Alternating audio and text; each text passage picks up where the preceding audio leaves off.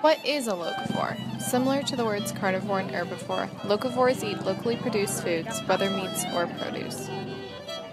In 2008, U.S. Congress actually created an amendment to the Consolidated Farm and Rural Development Act defining local or regional as the area where the final product is marketed, where that product is transported less than 400 miles from its origin. That's a much broader area and essentially means the product has traveled no more than 1 day to reach its market. In contrast, foods sold in the grocery store have often traveled more than 1,500 miles to get there. That's a long way to get to the consumer, not to mention the impact on our environment. Becoming a locavore may sound appealing to some individuals because it entails a healthier lifestyle, one that allows you to know where your food comes from, who is producing it, and how it is being produced. What most do not realize is that being a locavore does not just mean freshness and sustainable food. One should become a locavore because it supports the community, promotes communal eating, and brings everyone together.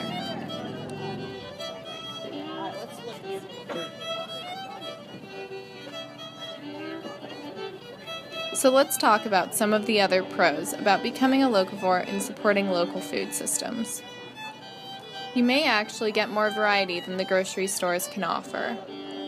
Matt Starline, owner of the certified organic farm Starline Organics, says, "People like to know the story behind their food.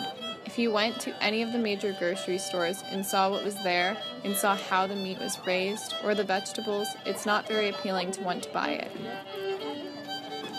We've been so disconnected on where our food comes from that we need to go back to our roots to see what it is." You'll be helping conserve energy and cut down on pollution. If it hasn't been shipped as far, the food you eat is using less fuel to get to your table. You'll actually be reducing the cost to our environment.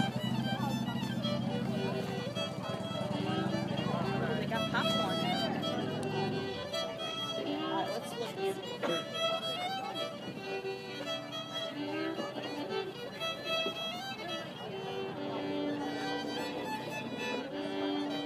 Julie Schaffer, founder of Slow Food Atlanta, states, "Part of the reason for the renaissance of the farmers market is the yearning for that personal connection.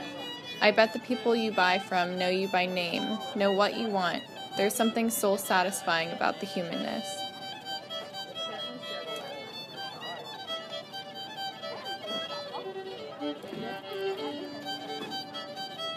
You'll be helping your local economy by keeping your money in your community.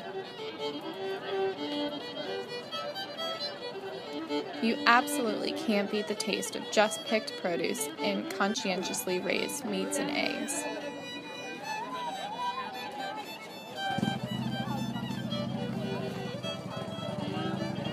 They got popcorn. Michael Pollan, author of The Omnivore's Dilemma, states, "The single greatest lesson the garden teaches is that our relationship to the planet need not be zero-sum, and that as long as the sun still shines and people still can plan and plant, think and do, we can, if we bother to try, find ways to provide for ourselves without diminishing the world." Last, but definitely not least, you can get to know your neighbors better. Whether it's the local health food store and staff, or the farmers at the local farmers market, get to know your neighborhood.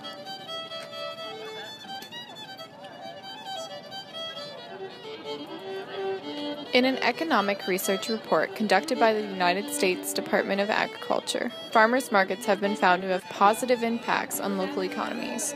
Otto and Varner estimated that each dollar spent at farmers markets in Iowa generated 58 cents in indirect and induced sales, and that each dollar of personal income earned at farmers markets generated an additional 47 cents in indirect and induced income.